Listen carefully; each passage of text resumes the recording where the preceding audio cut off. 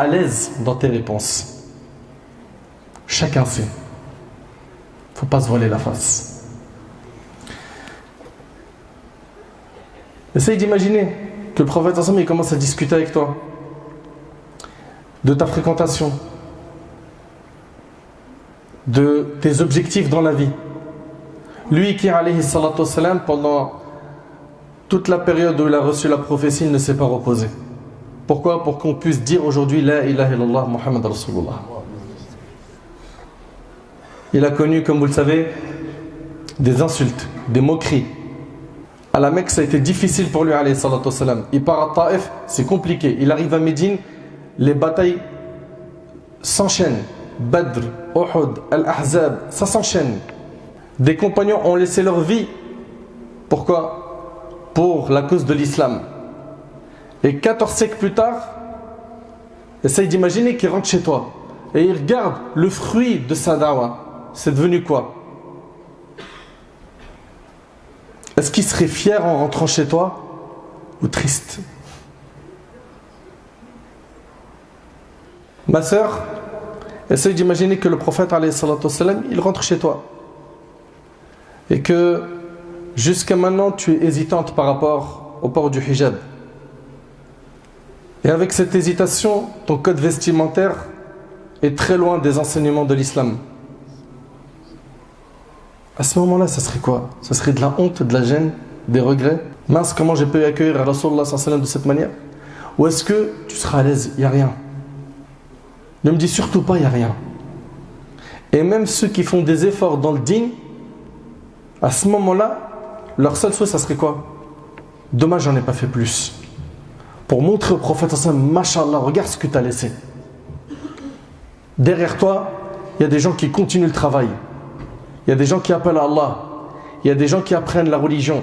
Il y a des gens qui propagent la science. Il y a des gens qui sont soucieux d'utiliser tous les moyens qu'ils ont. Pourquoi? Pour faire le bien, faire le khir.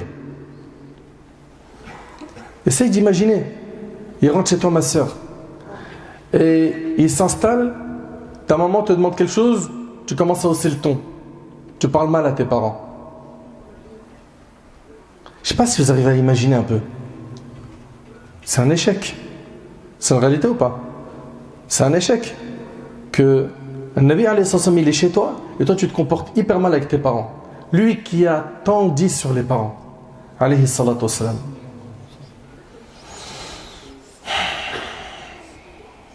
Comment est-ce que tu te comporterais face à notre bien-aimé alayhi salatu wassalam? Suppose qu'il vient chez toi et c'est pas simplement une visite. Qu'après avoir insisté, il accepte de dormir chez toi. Qu'en est-il de tes 5 prières? Salat al-subh. Ou combien malheureusement sont nombreux les gens qui prient subh quand ils se réveillent. Et subh pour lui c'est en fonction de à quel moment il se réveille. Donc si c'est à 8h du matin qu'il se réveille, ça sera 8h, c'est à 9h, c'est à 11h, il priera à 11h. Et donc il a donc fait sortir Salat al-subh de son temps. Faire sortir une seule prière de son temps, c'est un grand péché, mes frères et sœurs. C'est pas quelque chose à minimiser. Le musulman, il fait très attention à ses prières. Et la prière, c'est un indicateur qui prouve ton amour pour Allah tabaraka wa ta'ala. Et on le voit malheureusement, énormément de jeunes et de moins jeunes, ils font la salat que quand tu lui dis prie. Tu lui dis pas prie, et prie pas. Ou bien tu dis non mais je vais prier Inch'Allah. De toute façon, le ramadan prochain, Inch'Allah, je lâche plus la salat. Le fajr, ça sera à l'heure. Mais qui te dit que tu vas vivre jusqu'à le ramadan prochain? Et puis pourquoi remettre une bonne action à demain? Pourquoi avec la dunya, l'euro, on ne remet jamais quelque chose à demain et pour l'au-delà, al-akhira, al-jannah, on remet les choses à plus tard? Si quelqu'un te dit j'ai un plan pour que tu gagnes 200 € avant 19h, mais il faut que tu fasses ça.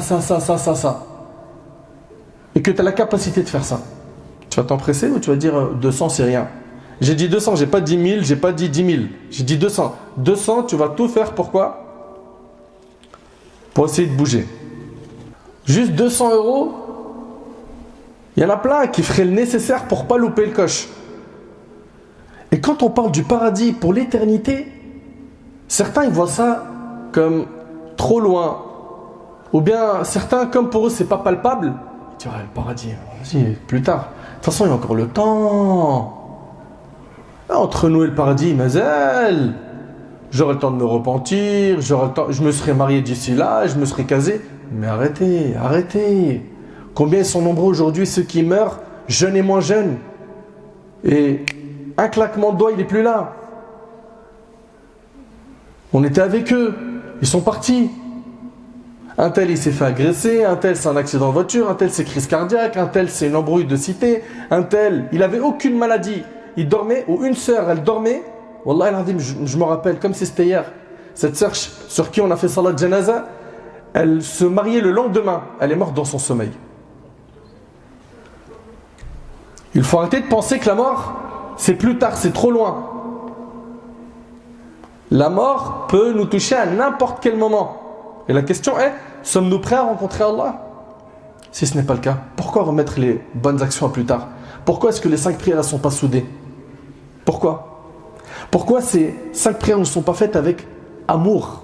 Pourquoi tu ne les considères pas comme un délice? Je parle avec le Seigneur des mondes. Quand aujourd'hui parmi vous il y a un jeune, il rencontre une grande personnalité, il prend une photo avec lui, il est au bout de sa vie. Par exemple, un de nos jeunes qui aime, je ne sais pas moi, que ce soit un joueur de foot, un humoriste, un acteur ou bien même un imam. Il a pris une photo avec lui, lui qui rêvait de le voir, juste cette photo. Elle est dans son smartphone, elle est même sur la story Snap, sur Insta, sur TikTok, il en parle H24, partout. Pourquoi? Quel honneur! Mais wallahi l'azim, le plus grand honneur, c'est qu'on pose notre front au sol pour Allah, le Seigneur des mondes. Et on ne réalise pas à quel point c'est une faveur de la part d'Allah de pouvoir l'adorer. C'est quelque chose d'immense, de grand. Subhanallah. Essaye d'imaginer que le prophète il discute avec toi. Il surveille ta nuit. Il n'y a pas de qiyam lil. Il n'y a pas de prière surrogatoire. Ta journée, il n'y a ni jeûne surrogatoire. Ni tu manges comme il a enseigné. Ni tu bois comme il a enseigné. Ni tu prononces ce qu'il a enseigné. Et vous le savez qu'il y a tellement d'invocations. Vous le savez tous qu'il y a énormément d'invocations dans la sunna qu'il est recommandé de dire à tout moment. Avant de manger, après manger, je vais sortir de chez moi ou bien je vais prendre les transports en commun. Il y a toujours une dua. C'est-à-dire, le musulman qui veut beaucoup de hasanat, c'est quelqu'un qui pense tout le temps au prophète sallallahu. Il dit là, Rasulullah nous enseigne ça. Là, ici, le prophète nous enseigne ça. Là, il faut faire ça parce que le prophète sallallahu. Donc celui qui veut beaucoup de hasanat, il pense tout le temps au prophète sallallahu. Essaye d'imaginer que le prophète sallallahu, il discute avec toi. Il te dit, le Coran t'en est où? Le livre d'Allah. Et il voit, tabarakallah, que tu as 12-13 ans et que tu arrives à la moitié du Coran. Masha'Allah, Allahumma barik. Il voit que certains même, à cet âge-là, ils l'ont fini. Ça existe ce que je suis en train de dire ou ça n'existe pas? Ça existe. Et puis il va aller voir un autre et il va lui dire, ça fait combien de temps que tu es sérieux dans la religion? Ça fait très longtemps, ya Rasulallah. Combien tu connais de la parole d'Allah? Et tu n'as même pas fini Juz Amma. Et d'autres qui malheureusement connaissent quasiment rien, même dans Juz Amma. Est-ce que le prophète sallam, en finissant une discussion avec toi, il dirait Alhamdulillah, Alhamdulillah, il y a une relève? Ou est-ce qu'après avoir discuté avec toi, il dirait Inna lillahi wa inna ilayhi raji'un, la hawla wa la quwwata illa billah? Qu'est-ce qu'il dirait? Pose-toi la question. Et la question, c'est pour chacun, c'est du personnel. Toi qui m'écoutes là, actuellement, pose-toi la question. Qu'est-ce qu'il dirait après avoir parlé avec moi? Sur quel sujet discuterais-tu avec lui, alayhi salatu wassalam?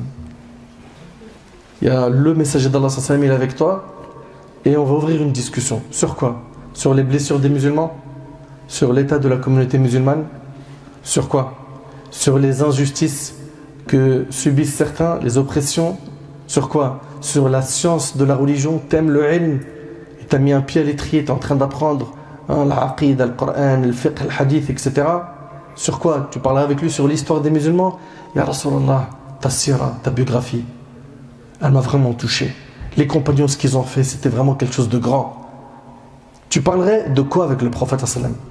Sur l'importance du réveil de la communauté, de son évolution spirituelle, ou bien est-ce que tu lui ferais part de ce que tu regardes dans les réseaux sociaux? Ya Rasulallah, je vais pas te mentir, moi je suis franc avec toi. Voilà, ma journée je la passe à regarder les commentaires ici. Les commentaires de quoi? Facebook. C'est quoi Facebook? C'est un réseau. Pareil, Insta. Moi toute la journée je surveille les commentaires, les publications. Qu'est-ce qu'il a posté lui? Qu'est-ce qu'il a mis lui? Qu'est-ce qu'il a écrit lui? Et je rigole et je commente. Et imagine, le Nabi sallallahu alayhi wa sallam dit, ça te prend combien de temps dans ta journée? Et imagine, le Nabi sallallahu alayhi wa sallam dit, mais ce temps-là, est-ce que tu accordes le même temps au Coran, le livre d'Allah? Toi qui restes des fois 2-3 heures par jour sur ton smartphone, en plus vous savez que vous avez avec vos applications, vous le savez que vous avez avec vos smartphones des applications qui vous font le report d'heures. Voilà, tu es resté tant d'heures sur WhatsApp, sur Telegram, sur Insta, sur Snap. Regarde un petit peu entre le Coran, ton rapport avec le Coran, et ton rapport avec ton smartphone. Qui, comme le disait un de mes bien-aimés, il disait le smartphone c'est devenu une extension de la main pour certains. Ils sont H24 avec leur smartphone. C'est devenu une addiction de toute la journée le déverrouiller pour voir s'il y a une notif. Mais pourquoi on n'a pas ce lien avec le livre d'Allah? Pourquoi? Sans compter que on voit beaucoup de gens perdre un temps fou à suivre la vie des autres. Et votre vie, vous vous en occupez quand? Sans compter ceux qui vivent par procuration. Vous les connaissez ceux-là? Il a besoin de la vie des autres pour vivre, pour exister. Donc c'est un commentateur. Comme un peu, t'as vu le match de foot quand il y a quelqu'un qui est en train de dire « Ah, il a pris le ballon, ah, il a dribblé, ah, etc. » Ben, il y a des gens, ils sont comme ça avec les réseaux sociaux. Sa vie, elle est tellement ennuyante. Je sais que ça pique un peu, hein, mais c'est fait exprès. Sa vie, elle est tellement ennuyante qu'il a besoin de la vie des autres pour exister. Oh, t'es pas au courant. Telle star de télé-réalité, c'est un truc de fou ce qu'elle a fait. Et ils sont là en train de lâcher les scoops toute la journée. Des influenceurs, influenceuses, de lui, il a mangé, il a bu. Hein, t'as vu son nouveau sac à main, une telle? Et quand est-ce que vous vous occupez de vous? De votre cœur, de votre âme? Quand? Essaye d'imaginer le Nabi alayhi salatu wassalam, il est avec toi. Tu vas lui parler de quoi? De business? Tu vas lui parler de quoi? De politique? Tu vas lui parler de quoi? De son? S'il te dit qu'est-ce qui occupe ton esprit, qu'est-ce qui prend beaucoup de place dans ton cerveau, tu vas lui dire quoi? Moi j'aime trop les femmes, je te dis la vérité, j'aime trop les femmes. Moi j'arrive pas à me retenir. Moi dès qu'une fille elle like, je regarde sa photo, je clique, je l'ajoute, je lui envoie un petit, je jette mon hameçon, je regarde un petit peu si la pêche sera bonne ou pas. Tu vas lui dire quoi, franchement? Posez-vous des questions les frères. Mes sœurs, posez-vous des questions. Pour revenir à notre sujet, imagine le prophète alayhi salatu wassalam chez toi. Les gens face à une telle situation, ils seraient en principe de 3 catégories. Une première catégorie, après avoir entendu que le prophète il va lui rendre visite, il va dire moi, la maison je vais la tuning. Je vais tuninger la baraque. Il me faut un écran plasma, celui-là il n'est pas bon celui-là. Hein, on va mettre un vrai écran. Ok? Le frigo il est trop petit. Parce que ce que je compte sacrifier comme bête et ce que je compte mettre dans le frigo, ce frigo il n'est pas prêt. Ok? Moi dans ma tête c'est au moins 2 moutons, une centaine de poules. Non, il faut y aller là. Ça c'est donc une catégorie de personnes qui va dire moi je vais accueillir le prophète avec quoi? Un max de confort matériel. Cette catégorie de personnes elle va mettre le paquet dans le matériel. Je vais repeindre les murs. Ces meubles-là, non, il faut faire un petit coucou chez Ikea. Ok, je crois qu'il faut la clim, il fait quand même assez chaud. Très bien. Donc la première catégorie de personnes, c'est une personne qui a ciblé quoi? Le matériel. Deuxième catégorie de personnes, c'est une personne qui dit le ramener chez moi, c'est pas l'honorer ça. Moi, il faut que je lui prenne un 5 étoiles, formule complète. il faut qu'il soit dans le maximum du confort. Un hôtel où il y a tout. Tout. Avec les 3 repas. Ensuite, le troisième, on va dire, moi, perso, c'est pas difficile, je sais que Nabi Sassam, le matériel, c'est pas ça qui lui parle. Et j'espère que tout le monde ici a l'état d'esprit du troisième. Le prophète sallam,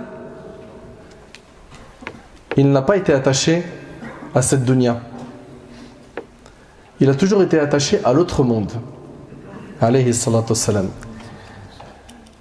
Cette personne-là va tout faire pour accueillir un Nabi sallam avec ce qu'il aime, à savoir la mise en pratique de la religion d'Allah. Dans la maison, il y a le Coran et il y a la Sunna qui sont mis en pratique. Si tu veux accueillir le prophète avec les choses qu'il aime, eh ben rappelle-toi de ce hadith. Le prophète il a dit: suivez ma sunna et celle des successeurs bien droits et bien guidés. Accrochez-vous à cette sunna. Mordez-y avec vos molaires. Accrochez-vous à la sunna avec quoi? Avec vos molaires. Donc voilà, un Nabi alayhi salatu wassalam, ce qu'il aime c'est quoi? C'est la mise en pratique de sa sunna alayhi salatu wassalam. Et dans le hadith de l'Hakim, le prophète il a dit: j'ai laissé parmi vous 2 choses grâce auxquelles vous ne vous égarez pas, le livre d'Allah et ma sunna.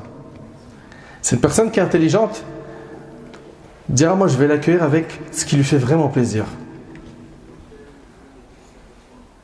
Ça veut dire quoi? Salat. C'est une personne qui va tout faire pour même avoir la sunna extérieure. Ok? La barbe en fait partie. Aujourd'hui malheureusement quand quelqu'un il porte la barbe, on lui dit: oh, subhanallah. Et certains même ils vont l'attaquer en disant: mais c'est qu'une sunna. À croire c'est genre quelque chose qu'il faut fuir. C'est qu'une sunna. Mais est-ce que la sunna c'est quelque chose de bien ou de pas bien? Pourquoi en vouloir à quelqu'un qui veut ressembler au prophète alayhi salatu wassalam? Pourquoi en vouloir à quelqu'un qui veut ressembler au prophète sallam? Et notre sœur qui veut porter le hijab et qui a des parents qui la combattent. Et souvent d'ailleurs, il y a plus de parents qui empêchent leurs filles de porter le hijab que des parents qui leur imposent le hijab. Il va rentrer chez toi, est-ce qu'il va voir des photos accrochées au mur, des posters, etc. Ou est-ce qu'il va plutôt rentrer chez toi et il va écouter le Coran? Il va voir des enfants qui lisent le Coran, l'épouse qui révise le Coran. Bien évidemment, dans nos 24 heures, on ne fait pas que ça, mais ça en fait partie. Ça fait partie de quoi? De notre programme de chaque jour. Ce troisième-là, il est très intelligent. Selon Abdullah ibn Mas'ud radiyallahu anhu, soyez attentifs s'il vous plaît. Restez là. Selon Abdullah ibn Mas'ud radiyallahu anhu, le prophète sallam, il s'est couché sur une natte. À son réveil, ses côtés portaient les traces de la natte. Nous dîmes au messager d'Allah: que dirais-tu si nous t'achetions un tapis? On t'achète un tapis, quelque chose de plus confortable. Il dit: qu'ai-je à faire avec ce bas monde? Je n'y suis que comme un cavalier qui se mit à l'ombre d'un arbre puis partit en le laissant. Rapporté par Tirmidhi. Le Nabi sallam, pour lui, cette dunya, c'est comme quoi un cavalier qui s'est mis à l'ombre d'un arbre. Cette dunya, c'est une ombre. On y est pourquoi? Quelques moments et après, on quitte cette ombre et on continue notre chemin. Et nous, on doit continuer notre chemin. Et ce chemin-là, c'est fait le Jannah. Pour l'éternité, on y sera bi'idhnillah. Allahumma ja'alna min ahli al-Jannah ya Rabb. Le Nabi alayhi salatu wassalam, il disait: Seigneur Allah fait que la subsistance de la famille de Mohammed se limite à leur faim. C'est-à-dire que notre rizq soit vraiment ce qui nous permet de ne plus avoir faim. Et c'est rapporté par Bukhari Muslim. Aïcha radiyallahu anha, elle rapporte: le prophète sallam est mort en laissant une armure en gage chez un juif à qui il devait 15 gallons d'orge, rapporté par Bukhari Muslim. Il est mort endetté auprès d'un juif. C'était pas quelqu'un attiré par le matériel, alayhi salatu wassalam.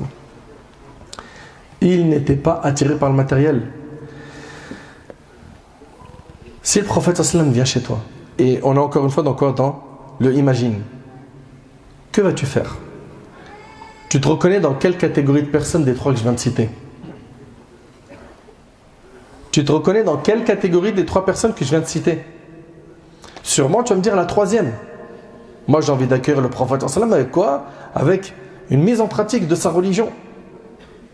C'est-à-dire il va rentrer, il va voir salat, il va voir mashallah, qu'on est habillé correctement, il va voir vraiment un comportement islamique, hein, une éthique, il va voir une spiritualité.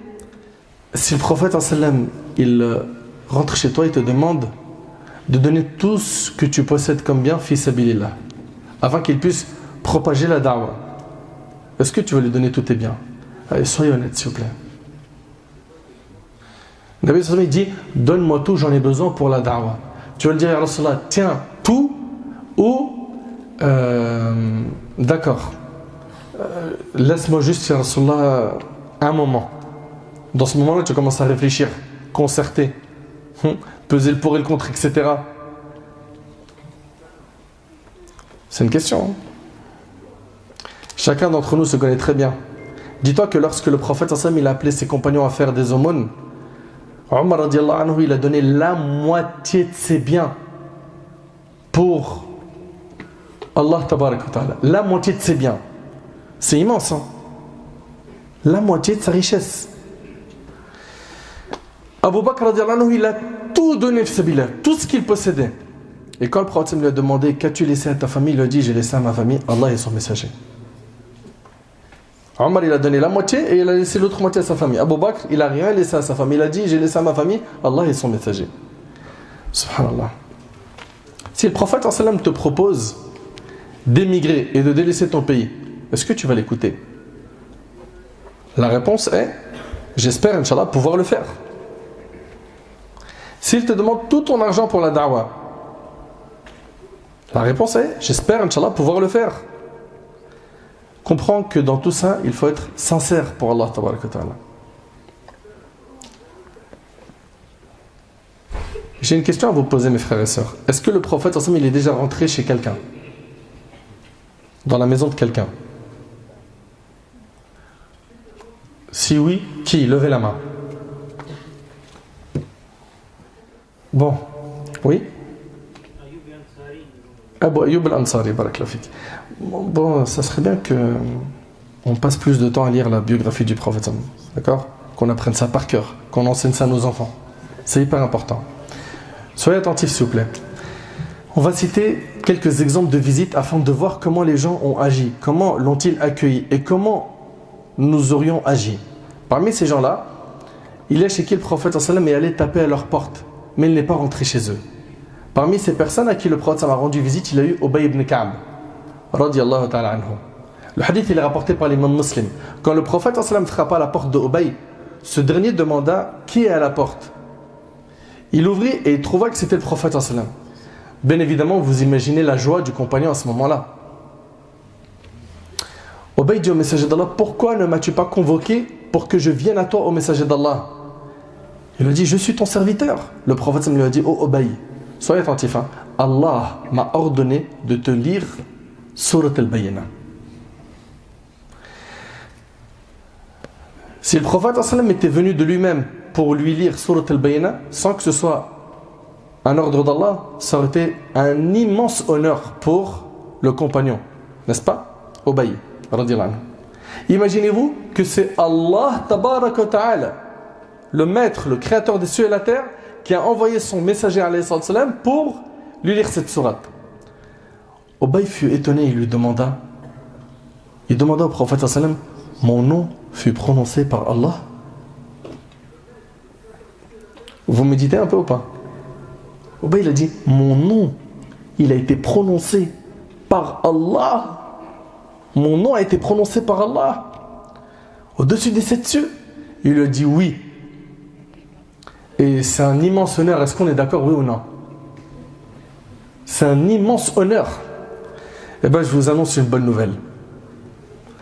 Allah tabaraka wa ta'ala, il annonce également votre nom auprès des anges et il se vante de vous. Vous savez pourquoi? Parce que vous êtes ici. Selon Abu Hurayra radiyallahu anhu, le prophète sallallahu alayhi wa sallam a dit, il n'est pas un groupe de gens qui se réunissent dans l'une des maisons d'Allah pour réciter le Coran, l'étudier en commun, sans que la sérénité divine ne descende sur eux, que la miséricorde d'Allah ne les recouvre, que les anges ne les entourent de toutes parts et qu'Allah ne les cite parmi ceux qui sont auprès de lui. Non par nom vous êtes cités auprès d'Allah tabaraka wa ta'ala. Allahu akbar. Et dans un hadith, Allah se vante de vous auprès des anges. Allahu Akbar. Le hadith, il est rapporté par l'imam Muslim. Subhanallah. À part Ubay ibn Ka'b, notre bien-aimé alayhi salatu wassalam, il a visité Sulaym, qui était la mère de Anas ibn Malik. Le hadith, il est rapporté par Muslim. Le prophète sallam, il entre chez elle pour faire Qayloula. Et écoutez ce passage. Un jour, Sulaym, elle n'était pas chez elle. Le prophète sallam, il entre, il fait la Qayloula. Et notre prophète sallam, il est en train de dormir. D'accord? Pendant qu'il dort, Sulaym entre et elle commence à récupérer la quoi? La sueur de Nabi alayhi salatu wassalam. Et le prophète alayhi salatu wassalam se réveille et lui dit: mais pourquoi est-ce que tu fais ça? Elle lui dit: ceci est notre parfum. Elle lui dit: nous le parfumons par ta transpiration, messager d'Allah, car ta transpiration est l'une des meilleures odeurs. Et ça, c'était des particularités qu'avait le Nabi alayhi salatu wassalam. Et d'après Abu Hurayra radiyallahu anhu, le prophète sallam a dit, et je vous invite s'il vous plaît à être vraiment franc et honnête. Il a dit alayhi sallam: des gens de ma communauté viendront après moi alors que l'un d'entre eux aurait aimé échanger sa famille et son argent contre le fait de me voir. Contre le fait de me voir. Le hadith, il est rapporté par l'imam al-Hakim. Des gens de ma communauté viendront après moi alors que l'un d'entre eux aurait aimé échanger sa famille et son argent contre le fait de me voir. Un amour, subhanallah, qui est sincère, qui émane d'un cœur sincère. Subhanallah, Allahu Akbar. Le prophète sallam, il est rentré chez qui encore? Chez Jabir ibn Abdullah. La bataille des coalisés, vous la connaissez? Il y a eu Ghatafan et Quraysh qui se sont alliés pour attaquer Médine. Ils ont monté une armée de 10 000 hommes.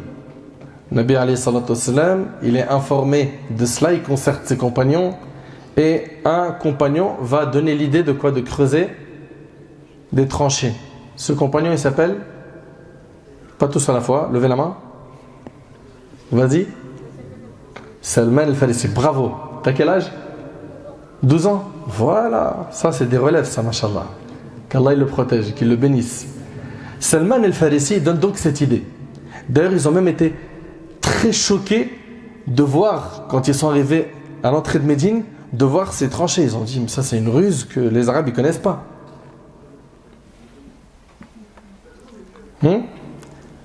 Quand Quraysh et Ghatafan sont arrivés à Médine, ils ont été choqués, ils ne connaissaient pas ça. Que quelqu'un puisse creuser quoi? Des tranchées à l'entrée de la ville. Et bien, pendant qu'ils étaient en train de creuser, le hadith est rapporté par Bukhari et Muslim. Jabir ibn Abdullah radiyallahu anhu, il dit: le jour du fossé, pendant que nous creusions, nous rencontrâmes un rocher extrêmement dur. Le Nabi alayhi salatu wassalam, il est descendu. Alors nous allâmes voir le prophète et lui dîmes: il y a un rocher qui entrave notre travail dans le fossé. J'y descends, dit-il. Puis il se leva et avec une pierre serrée sur son ventre, tant il avait faim, car nous n'avions pas mangé depuis 3 jours. 3 jours, hein. Le prophète sallam prit la massue et frappa un coup qui réduisit le rocher en miettes. Alors je pris la permission du prophète sallam pour rentrer chez moi. C'est Jabir qui raconte.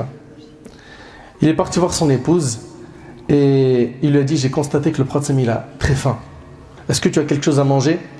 Elle lui a dit: nous avons de l'orge et une petite chèvre. De l'orge et une petite chèvre. Alors j'ai égorgé la chèvre et ma femme a moulu l'orge et nous avons mis la viande dans le pot. Puis, quand la pâte eut levé et que la viande était presque cuite, je partis voir le prophète alayhi salatu wassalam et il lui a dit en aparté: nous avons égorgé une bête et moulu un peu d'orge. Viens donc manger avec 1 ou 2 hommes. 1 ou 2 personnes. Pourquoi? Il n'y a pas beaucoup de nourriture. Alors qu'en mon fort intérieur, je souhaitais qu'ils viennent tout seuls à cause du peu de nourriture que nous avions. Mais quand je lui décrivis ce que nous avions préparé, il me répondit: tu as préparé beaucoup de nourriture. Dis à ta femme de ne pas toucher à la nourriture jusqu'à ce que j'arrive. Le prophète sallam, il s'adresse aux compagnons, ils sont en train de creuser. Ok? Et il dit: oh, vous qui creusez, Jabir a préparé à manger. Jabir lui a dit: viens avec 1 ou 2 hommes. Je ne sais pas si vous réalisez. Hein. Il dit, oh vous qui creusez, Jabir a préparé à manger, dépêchez-vous de venir manger. Ça fait 3 jours. Hein. 3 jours que Nabi alayhi salatu wassalam, les Sahaba, ils n'ont pas mangé. Hein. Donc, Jabir il fait cette annonce. Alors les Muhajirines se levèrent et les Ansar se levèrent aussi. Quand Jabir rentra chez lui, il dit à sa femme, pauvre de nous. Je ne sais pas si vous imaginez. Ceux qui sont mariés le savent. Hein. Quand vous avez préparé votre femme, vous lui avez dit voilà, j'ai 2-3 amis qui viennent, et après tu dis finalement ils seront 15. À la cuisine, c'est chaud. C'est la pression maximale. Pourquoi tu m'as fait ça en dernière minute? Là, c'est tous les musulmans qui creusaient. Ok, et ça fait 3 jours, ils n'ont pas mangé. Jabir dit, pauvre de nous. Le prophète a invité à manger tous les muhajirines et les ansar qui creusaient avec nous. Elle lui demanda, le prophète, t'a-t-il préalablement demandé ce que nous avons préparé? Il répondit oui. Alors elle dit, Allah et son prophète savent bien ce qu'ils font. Allahu Akbar. Allahu Akbar. Nous lui avons dit ce que nous avions. Le prophète vint à la tête du groupe. L'épouse de Jabir, Suhayla bint Muawidh al-Ansariya, lui sortit la pâte sur laquelle il souffla et demanda la bénédiction. Puis, il alla vers le pot de la viande et il a fait la même chose. Okay? Ensuite, il dit à Jabir, fais venir une boulangère pour faire cuire le pain avec ta femme. Et il dit à sa femme, servez du pot et laissez-le sur le feu. Les gens qui étaient venus avec le prophète étaient 1 millier. 1000 personnes. 1000. C'est pas j'en ai rajouté 8 pour l'invitation. 1000. Il les fit asseoir à table 10 par 10. 10 par 10, il rentre, il mange. Il n'a pas mangé depuis 3 jours. Essayez d'imaginer. Ok, il mange jusqu'à se rassasier. Après, on en fait rentrer 10. Et je jure par Allah qu'ils mangèrent à satiété et qu'à la fin, il restait de la nourriture. Allahu Akbar. Ça fait partie des miracles du prophète alayhi salatu wassalam. Notre pot, quant à lui, continue à bouillir et déborder comme si de rien n'était. Et notre pâte alimentait la table sans tarir. Ça fait partie des miracles. Notre prophète, il a aussi visité cet enfant juif qui était mourant. Anas radhiyallahu anhu nous rapporte qu'un garçon juif au service du messager d'Allah tomba malade. Alors le prophète dit à ses compagnons, allons chez lui rendre visite. Ils entrèrent chez lui pendant que son père était assis à son chevet. Le messager d'Allah lui a dit, dis la ilaha illallah. Dis, il n'y a de divinité digne d'adoration qu'Allah. Ainsi je pourrai intercéder en ta faveur le jour de la résurrection. Le garçon se mit à observer son père et ce dernier lui a dit, écoute ce que te dit Abul Qasim. Et il dit, la ilaha illallah Muhammad Rasulullah. Il a dit, je témoigne qu'il n'y a de divinité digne d'adoration qu'Allah et je témoigne que Muhammad est le messager d'Allah. Le prophète me dit, louange à Allah qui l'a sauvé du feu de la géhenne. Et subhanallah, dans ce hadith, on y voit quoi? Qui est rapporté par l'imam al-Bukhari, on y voit que notre bien-aimé alayhi salatu wassalam, il était très soucieux de quoi? De propager le din là où il avait les moyens de le faire. Alayhi salatu wassalam. Prêcher, bien évidemment, ça demande quoi? De la sagesse. Parfois de la douceur, parfois de la fermeté. Mais de la sagesse, de la science, de la clairvoyance. La religion s'est répandue grâce au bon comportement. Les musulmans qui sont partis en Asie ont impressionné les gens en Asie. Aujourd'hui, on voit certains qui... Et quand je dis impressionné en Asie, c'était par quoi? Par le commerce. Ils les ont impressionnés par quoi? Par leur honnêteté dans le commerce. C'était tellement des gens pieux qu'ils donnaient envie aux gens de quoi? De se convertir à l'islam. C'est-à-dire, vous imaginez, leur marché, c'était une da'wa. Aujourd'hui, tu vas dans certains marchés, tu fais attention à tes poches. C'est pas tu vas aller là-bas, ta foi elle va augmenter. Si tu fais bellec. J'ai toujours mon portefeuille ou pas? Alhamdoulilah. Ah, mon smartphone, je l'avais mis ici. C'est triste. Et voilà, ils faisaient très attention quand ils étaient dans leur commerce. On venait par exemple acheter chez quelqu'un, il disait aujourd'hui, alhamdoulilah, j'ai bien vendu, va plutôt chez mon frère. Il n'a pas bien vendu. C'est des choses qu'on imagine difficilement aujourd'hui, c'est vrai ou pas? Ou bien il a une meilleure marchandise que la mienne, prends plutôt de chez lui. Certains, leur souci c'est de refourguer tout ce qui est pourri, invendable. Alhamdoulilah, j'ai liquidé tout le stock, en plus je te raconte même pas, j'allais jeter un tiers à la poubelle. Oh là là, j'en ai eu des pigeons aujourd'hui. Miskin. Miskin, qu'est-ce que t'as perdu en récompense? T'as triché, t'as trompé les musulmans, ou même des non-musulmans, t'as pas honte franchement. Des fois on voit des gens qui ont un comportement mashallah, sunna, etc. Tu dis allez on part avec lui sur du commerce et à la fin tu regrettes. J'ai dit des fois, pas tout le temps. Ok? Ça c'est pas normal ça. Ce n'est pas normal. Wallah al-azim, j'ai même entendu des musulmans dire hey, tu veux monter un projet? Frère, vise quelqu'un qui n'a pas l'islam, c'est mieux. Qu'est-ce que c'est triste. Faut se remettre en question. Enfin, la dernière histoire avec laquelle on va clôturer, Inch'Allah, notre rencontre, c'est celle d'Abu Ayyub al-Ansari radiyallahu anhu. Notre prophète, alayhi salatu wassalam, il arrive à Médine, et comme vous le savez, le prophète, il dit, laissez cette chamelle, okay, là où elle s'arrêtera, c'est ici que je vais donc habiter.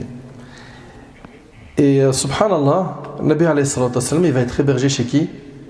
Chez Abu Ayyub. La chamelle, elle s'arrêtait devant sa maison. Il est resté 7 mois chez ce compagnon. 7 mois chez Abu Ayyub al-Ansari radiyallahu anhu. Je ne sais pas si vous imaginez le mérite, l'immense honneur qu'a connu ce noble compagnon radiyallahu ta'ala anhu. Un immense privilège. 7 mois. Il y en a, ils souhaitent juste voir le Nabi en rêve. Le prophète il a dit Man ra'ani fil manam faqad ra'ani haqqa fa inna shaytan la yatamathalu bi. Celui qui m'a vu en rêve m'a réellement vu, car le diable ne peut pas prendre mon apparence. T'imagines? Là c'est 7 mois chez lui. Allahu Akbar. Regardons maintenant ce qu'Abu Ayyub radiyallahu anhu a fait pour accueillir le prophète sallallahu alayhi wa sallam. Sa modeste maison était sur 2 niveaux. Il y avait un rez-de-chaussée et un étage au-dessus. Abu Ayyub proposa au prophète sallallahu alayhi wa sallam par respect d'habiter au premier étage. Mais le prophète sallallahu alayhi wa sallam refusa et il lui a dit qu'il serait mieux qu'il reste dans le rez-de-chaussée. Pourquoi? Parce qu'il y a des va-et-vient, des gens qui viennent le visiter. Pour pas donc le déranger, c'est plus facile pour lui d'être au rez-de-chaussée. Ça éviterait de déranger constamment Abu Ayyub. Subhanallah. Abu Ayyub il monte au premier étage avec son épouse. Donc ils sont ensemble, ok. Abu Ayyub il dit à sa femme allons-nous dormir au-dessus du prophète sallallahu alayhi wa sallam? Sa femme lui demande que faire donc? Il lui a dit que chacun d'entre nous prenne un coin dans l'extrémité de la chambre pour pas être au-dessus de lui. Et donc ils sont rapprochés du mur et ils passèrent une nuit qui n'était pas facile. Le lendemain, il va voir le prophète, il lui a dit Ya Rasulallah, monte-toi à l'étage. Monte à l'étage, j'arrive pas à m'y faire avec cette idée d'être au-dessus de toi. Et avant que le prophète ne monte, il y a eu 2 événements qui sont marquants. Abu Ayyub préparait tous les jours à manger et à boire. Et il amenait ça au prophète sallam. En revenant prendre les restes, il appelait sa femme pour manger les restes du plat du prophète sallam en cherchant les traces des doigts du prophète sallam sur la nourriture pour manger au même endroit. Un jour, en préparant à manger, il renversa de l'eau. Et ils étaient à l'étage. Ils n'avaient ni céramique, ni carrelage, ni ce qu'on a aujourd'hui. C'était un sol qui n'était pas imperméable. Donc l'eau renversée risquait de tomber sur le prophète sallam. Et supposons qu'une goutte ou 2 tombe sur le Nabi sallallahu alayhi wa sallam. Bon, à l'époque, il n'avait pas de serviette, etc. Il n'avait qu'une robe qu'il avait achetée pour sa femme, pour qu'elle la mette durant la fête de l'Aïd.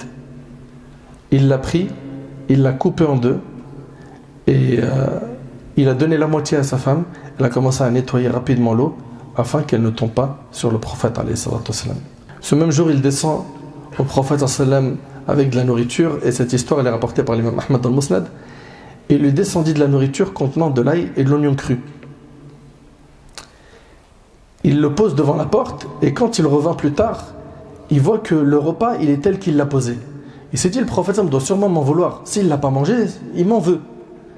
Alors il demande au prophète sallam qu'est-ce qu'il en est.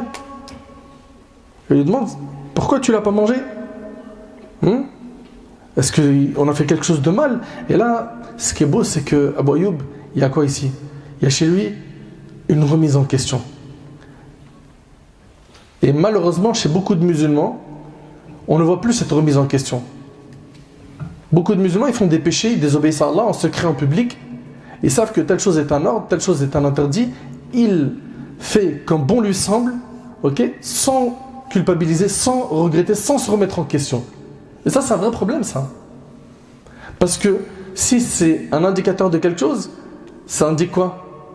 Ça indique que l'état du cœur est très fatigué. Il n'est pas assez entretenu. Le cœur, quand il est bien entretenu par la mise en pratique du din d'Allah, la personne, elle trouve une force dans la mise en pratique de la religion. Elle arrive à faire ce qui est obligatoire, même si parfois c'est difficile. Parce qu'on est stigmatisé, on est montré du doigt, etc. Parfois c'est difficile. Et on le sait. On le sait que, par exemple, nos sœurs qui ont porté le hijab, c'est pas facile pour elles. Et on implore Allah tabarak wa ta'ala de leur donner énormément de récompenses pour ce qu'elles endurent. On implore Allah azza wa jal de les protéger de tout mal. Et d'aider nos sœurs qui n'ont pas encore franchi le pas, de le faire. Et subhanallah, ici, il y a des gens qui vont manger l'usure dans des transitions commerciales et voilà, ils ne se calculent même pas. Ils ne se remettent pas en question. Ils ne culpabilisent pas. Et vous avez vu Abu Ayyub comment il a réagi? Il demanda au prophète s'il l'avait fâché. Le prophète lui a dit non. Abu Ayyub le demanda pourquoi tu n'en as pas mangé? Il lui a expliqué comme quoi les anges sont gênés par les odeurs qui gênent les hommes. Et comme le prophète est constamment en contact avec l'ange Gabriel, qui vient pour lui révéler les versets d'Allah tabaraka ta'ala, eh ben, il a préféré ne pas quoi? Manger ail et oignon. Pour information, il est déconseillé, surtout quand on vient à la mosquée, de manger ail et oignon cru. Okay? Et dans le cas où quelqu'un mange cela, parce que quand tu viens avec cette odeur, l'odeur elle peut gêner tes voisins. Au moins essaye de brosser les dents avant, voilà, fais le nécessaire, siwak, quelque chose, pourquoi? Pour que cette odeur disparaisse. Et là on a parlé de quoi? D'ail et oignon. Malheureusement il y en a certains, ils rentrent ici avec l'odeur de la cigarette, ou bien d'autres qui viennent, malheureusement ils font aucun effort, ils viennent de finir le travail, on peut comprendre, mais au moins essaye dans la mesure du possible de mettre un vêtement de rechange ou ne serait-ce que des chaussettes de rechange dans un sac quand tu viens à la mosquée. Ok? Cet endroit-là, c'est pas n'importe quel endroit, la mosquée. C'est un endroit qui mérite énormément de respect. Abu Ayyub radiyallahu anhu, il lui a dit est-ce qu'ils sont interdits à la consommation? Il lui a dit non. Il lui a dit moi, je détesterai tout ce que tu détestes. Allahu Akbar. Allahu Akbar. À partir de maintenant, je déteste tout ce que tu détestes. C'est comme ça qu'on agit avec le prophète sallallahu alayhi wa sallam. Soyons sincères, s'il vous plaît. Combien de fois on dit à nos petits frères mais pourquoi tu mets une chaîne, une gourmette? Qu'est-ce que tu es en train de faire? Tu ressembles à qui comme ça? Est-ce que dans notre religion c'est autorisé? Combien de fois tu viens, tu les exhortes? Ou bien nos sœurs qui des fois vont mettre des choses qu'elles n'ont pas le droit, perruques, faux ongles, etc. Mais le Nabi sallallahu alayhi wa sallam, il a dit quoi par rapport à ces choses-là? C'est contraire à Sunan al-Fitra par rapport aux ongles, etc. Est-ce qu'on fait tout pour lui ressembler, alayhi salatu wa salam? Mettre en pratique ce qu'il a dit? Donc ça, c'était le prophète sallallahu alayhi wa sallam qui est resté chez Abu Ayyub pendant 7 mois. 7 mois. Subhanallah. Vous savez, Allah tabaraka wa ta'ala, quand il s'adresse à nous dans le Coran et qu'il nous invite à revenir vers lui, à nous diriger vers le chemin du paradis, les verbes qui sont utilisés, ils sont un impératif et il y a toujours cette notion de hâtez-vous, précipitez-vous. Regardez ici, Allah Ta'ala, il dit quoi? Fafirru ilallah inni lakum minhu nadhirun mubin. Fuyez donc vers Allah. Moi je suis pour vous de sa part un avertisseur explicite. Voilà ce qu'il dit ici, Nabi Sallam. Fuyez vers Allah. Et malheureusement, il y a beaucoup de gens aujourd'hui, je ne généralise pas, qui ne fuient pas vers Allah, mais ils fuient Allah. Tu viens, tu le dis, viens, on parle un peu d'Allah. Qu'est-ce qu'il y a? Il dit, non mais t'as vu, j'ai juste une mission là, t'as vu, je vais venir, hein, t'inquiète pas. Hein. Voilà, en plus quand tu parles là, tu vois, les hadiths là, c'est trop bien. Hein. Vous les connaissez, hein, les esquiveurs de rappel. Eux, ils ont des doctorats pour t'esquiver. Tu viens vers eux, ils disent oh, oh, alerte, alerte, muse, muse, muse, muse. Alerte, muse. Alerte, muse. Mais toi, t'es quoi, toi? T'es pas muse? Dis-nous, t'es où? Dans quel camp? Comment alerte? T'imagines quelqu'un il tend la main pour te faire évoluer dans ta pratique religieuse, t'aider à aller au paradis, alerte. Mais ça montre que Shaitan il t'a cuisiné à petit feu. Dans pas longtemps, il va te grignoter. T'es un petit jouet d'Iblis. Sois un bonhomme, sois sahih, sois fort. T'es sérieux là? T'es allergique au rappel. T'es allergique à ceux qui t'amènent vers le bien. T'es allergique à celui qui dit viens on va à la mosquée. Non, non, parce que t'as vu, je suis pas propre, t'as vu? Je suis pas propre, t'as vu? Ça veut dire quoi, t'es pas propre? T'es toute la journée à la janaba? H24, t'es junub? Ça veut dire que t'es en impureté majeure? T'as une éjaculation? T'es sérieux? Toute la journée, H24?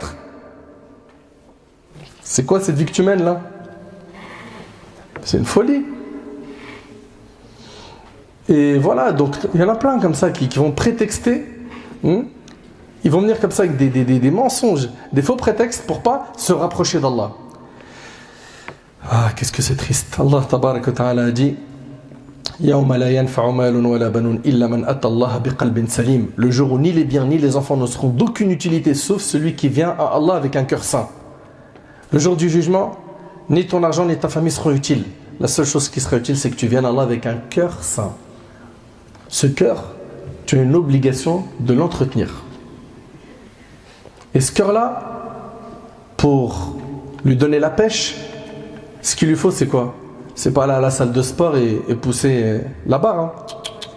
C'est venir ici. C'est ici la salle de sport du cœur. La mosquée. D'écouter des rappels. Ça, c'est la salle de sport du cœur. D'écouter le Coran. Ça, c'est la salle du sport du cœur. D'apprendre le Coran, d'apprendre la religion, de venir faire tes prières ici, d'étudier le din. Ça, c'est la salle du sport du cœur. On les voit toute la journée, ils sont là, ils se prennent la tête sur quoi? Sur leur apparence. Et surtout pour l'été, il faut pouvoir mettre des débardeurs, il faut pouvoir montrer les tablettes de chocolat dans les stories. Hein? Bah ouais, il faut que je leur montre moi que ça paye. J'ai pris un coach, en plus en nutrition, j'ai fait un effort de ouf. Et ils sont là, ils mettent le paquet sur quoi? Ils mettent un paquet sur l'extérieur. Moi, je vais vous donner un exemple qui va vous parler, qui sera frappant. Quelqu'un, il achète un super beau lustre pour sa villa. Une fois qu'on a sorti le lustre du carton, le carton, qu'est-ce qu'on en fait? Allô? On le jette. Est-ce que vous avez déjà vu quelqu'un accrocher le carton et mettre le lustre quelque part à côté? Et si quelqu'un il fait ça, vous allez lui dire quoi? Hein? Ouais, il y a quelque chose, il y a un dysfonctionnement. Redémarre la machine, c'est vrai ou pas? Il y a un bug, c'est pas normal. Et bien aujourd'hui c'est ça. Le corps c'est ce carton et le cœur c'est le lustre. On se prend la tête que sur le carton. On se prend la tête sur le carton. Ah, le carton, t'as vu comment il est? Waouh, mashallah. Lourd. Vous prenez la tête sur le carton et le lustre. Mais c'est ça le plus important. C'est le cœur. Et le cœur, je le répète, c'est là-dedans où il y a quoi? Il y a la foi. Et la foi, elle augmente avec les bonnes actions et elle diminue avec les péchés. Ibn al-Qayyim, rahmallah, il dit des paroles merveilleuses. Il dit que la foi de la personne devient complète avec deux choses. Savoir différencier le bien du mauvais. Savoir les différencier déjà.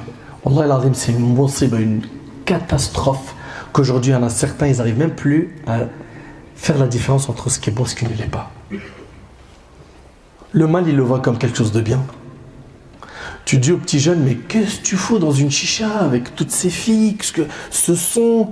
Il dit, mais qu'est-ce qu'il y a? Ouais, arrête, il y a quoi? J'ai fait quoi? Il n'y a rien, t'abuses toi aussi. Khalouna naïch un peu. C'est ça la vivance. La vivance, elle est dans la désobéissance d'Allah. Mais arrête de dire désobéissance. Je l'avais déjà dit, je le répète. Hein. Si pour toi, c'est pas une désobéissance et que tout glisse à merveille, dis Ya Rab, Ya Allah, fais que je meure dans cet endroit. Prends mon âme ici. Et sache que tu seras ressuscité de la même manière dont tu es mort. Allez, dis le courage. Donc, Ibn al-Qayyim, il dit que la foi, elle devient complète par deux choses. Un, savoir différencier le bien du mal. Et deux, qu'il préfère les bonnes choses aux mauvaises. Tu préfères quoi, toi? Tu préfères quoi? Il y en a peut-être parmi vous, c'est la première fois de leur vie rentrer à la mosquée. On les a forcés du sif. On dit, viens, wallah, tu vas voir, ça va être bien, c'est un rappel et tout, etc. Et il est venu, il ne sait même pas ce qu'il fait là. Déjà, premièrement, si tu es venu et si tu écoutes aujourd'hui ce rappel, c'est qu'Allah il te veut du bien, alhamdoulilah. C'est une très bonne chose. Il ne faut pas par contre qu'aujourd'hui soit ton début, en même temps la fin. C'est-à-dire, voilà, pour le dîn, ce que j'ai fait, j'ai écouté un ders. Voilà, je suis venu à la mosquée, j'ai écouté le rappel. C'est bon, j'ai fait des efforts, non? Non. Tu en as fait certes, mais il faut que tu en fasses plus. Ok? Pourquoi? Parce qu'au paradis, il y a des degrés, et comme tu es ambitieux sur terre, il faut que tu le sois également. Pourquoi? Pour avoir les plus hauts degrés du paradis. Le prophète, alayhi salatu wassalam, il a dit 3 caractéristiques. Celui qui les possède découvre, grâce à elle, la douceur de la foi. 1. Qu'Allah et son messager lui soient plus chers que tout le reste. Est-ce que toi, Allah et son prophète te sont plus chers que tout le reste? 2. Quand il aime quelqu'un, il ne l'aime que pour Allah. 3. Qu'il lui répugne de retourner au kufr après qu'Allah l'en a sauvé, comme il lui répugne de se voir jeté en enfer, rapporté par Bukhari Muslim. Subhanallah.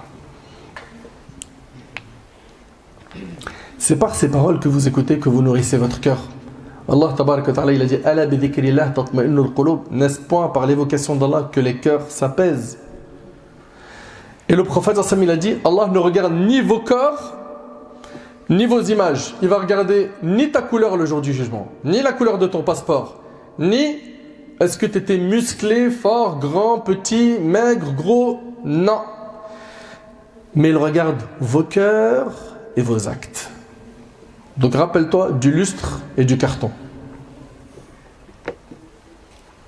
Concentre-toi sur ton cœur, purifie-le par la prière. Demande à Allah, fais des doigts, Ya Rab, j'ai envie de revenir vers toi, c'est dur.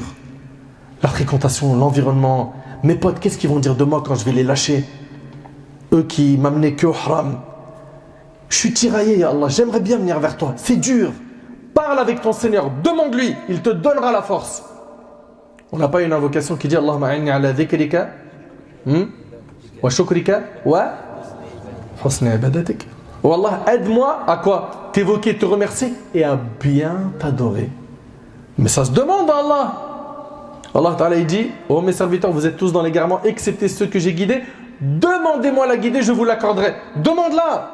Allah Ta'ala c'est le riche, celui qui est capable de tout, il va te donner la guider. Mais recherche-la, fais-en un objectif. Parce que tu es de passage sur terre. Le passage ici, il est court. Le prophète a dit, ma communauté vivra entre 60 et 70 ans. Peu d'entre eux dépasseront cet âge. T'as quel âge? Regarde dans le rétro, combien d'années sont déjà passées? Jusqu'à maintenant, tu es encore absorbé par la dunya, par le haram, par le monde du faux. Mais jusqu'à quand? Jusqu'à ce que l'ange de la mort vienne prendre ton âme?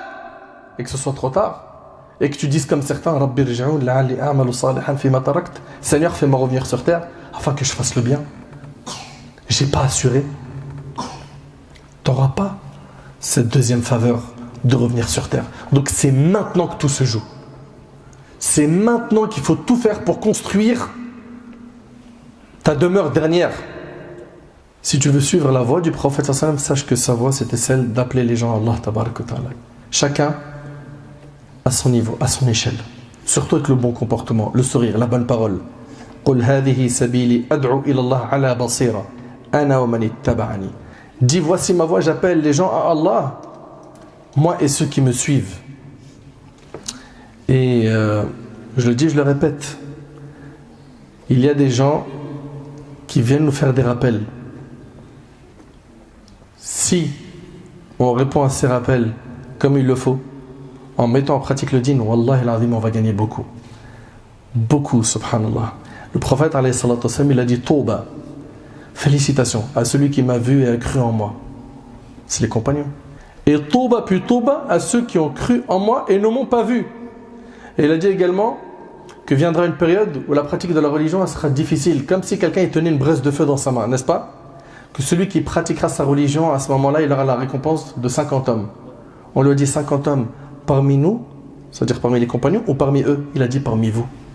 C'est-à-dire vous vous accrochez à votre religion dans les moments où c'est difficile, vous avez la récompense de 50 compagnons. La récompense, elle est grande. Grande.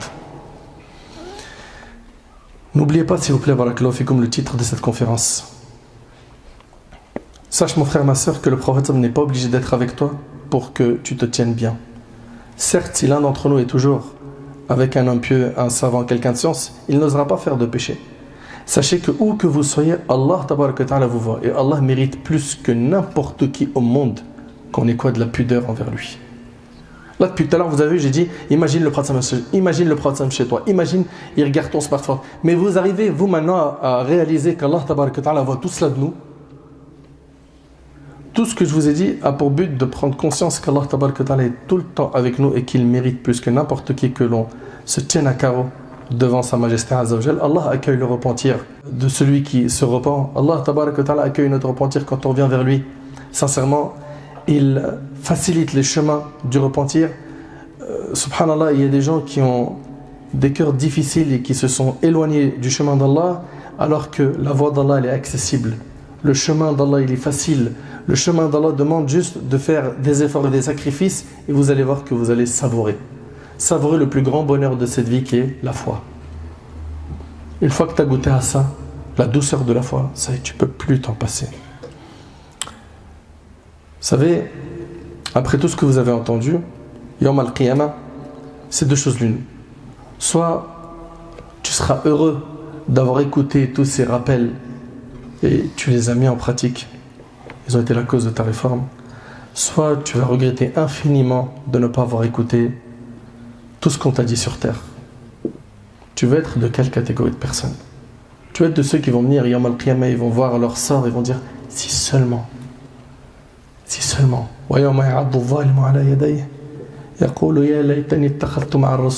Si seulement j'avais suivi le chemin du prophète. Ça c'est dans le Coran. Tu veux être de ceux qui vont regretter?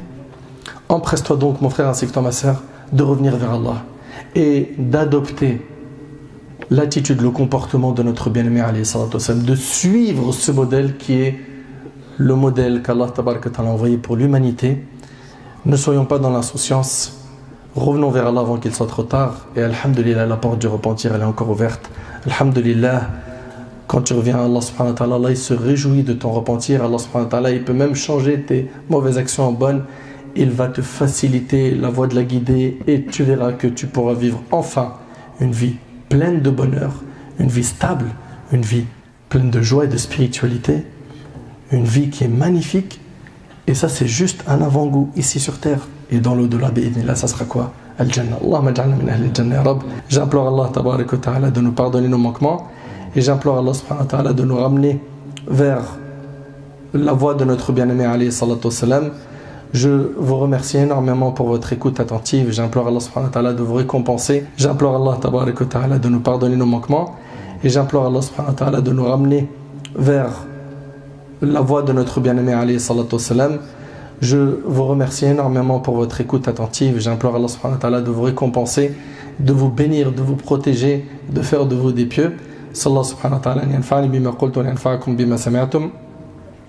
هذا ما أعلم الله عز وجل أعلى وأعلم سبحانك اللهم بحمدك